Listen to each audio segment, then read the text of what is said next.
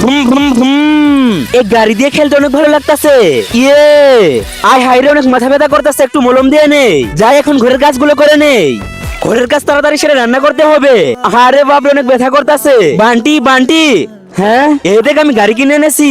Wow ভাইয়া দেখি তো কেমন, দাও একটু আমি চালিয়ে দেখি। এই তো রিমোট চাপ দিলাম, এই তো ইয়ে আমার তো গাড়ি চালাইতে অনেক ভালো লাগতাছে।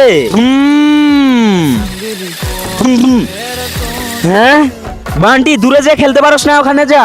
এই নে তোর গাড়ি। হ্যাঁ মা তো রাগ পাইলো, মা তো ব্যথায় কাজও করতে পারতেছে না। যাই মাকে একটু হেল্প করে আসি, দেখি তো আমাকে দাও। হ্যাঁ পবিত্র কোরআন শরীফ দেখে যে লাইক সাবস্ক্রাইব করবে, আল্লাহ তাদের মনের আশা যদি পূরণ করে। আর যদি লাইক সাবস্ক্রাইব না করো তাহলে বুঝে যাবো তুমি শয়তানকে ভালোবাসো।